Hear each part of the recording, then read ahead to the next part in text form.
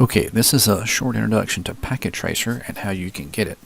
So the first thing that you've got to do is you've got to go to Cisco's Netacad.com, go up to the top left corner, and you should already have an account from your previous classes. And remember, it has switched so that it has to be your full email address and your password that you have set up with the site. That is not your JCC password, it's whatever you set it up to be. Now granted, the school password you have to change, I believe, every 90 to 120 days. The Networking Academy, I believe, is set to be every 120 days unless they've had a security issue in which they'll ask you to change it ahead of time. So I'm going to have a I'm teaching as opposed to I'm learning. Under yours it will be I'm learning. What you want to do is go to the Net 126 IO1 launch course. Once you get there, at the very, very top, find the drop down for resources.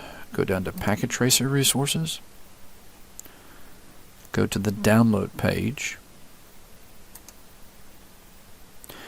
Now, there is a free course that you can take that's self-paced. It'll take you about 10 hours. In reality, it'll probably take you about somewhere between 5 to 6, just because of the amount of time involved of actually hands-on doing it.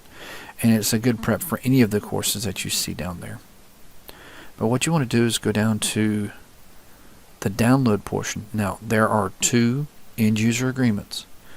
As long as you're a student, you can use it for free. This is not meant to be a programming system that you can use on real live equipment. It's not intended for commercial use. This is for lab usage. And what you want to do is that you want to look down here to the version 8 and do the 64-bit download. Now, if you have Linux, you can use the Linux version, 64-bit. If you have the Mac OS, you can use the Mac OS. I have had some students that said the Linux version worked well, but the Mac OS was a little quirky. I have not had a chance to play around with it on my Mac at home. I've been using the 64-bit. All you have to do is click there, download it, and install it. If you have the previous version, you want to uninstall first, restart your computer, then download and install the new stuff. Okay? Now that you've done that, you've got Packet Tracer installed. Okay? So I'm going to switch here to My Packet Tracer. Now, one of the things with the new Packet Tracer is that you've got to log in every time you use it for the first time that day. And again, it's got to be the email that you registered with Netacad, and that should be your JCC email. Please do not use your Gmail, JCPS, or anything else.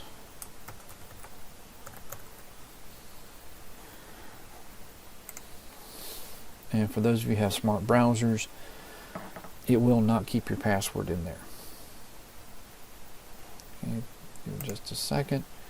Okay, so this is the application. There's 2 different sides to the coin here.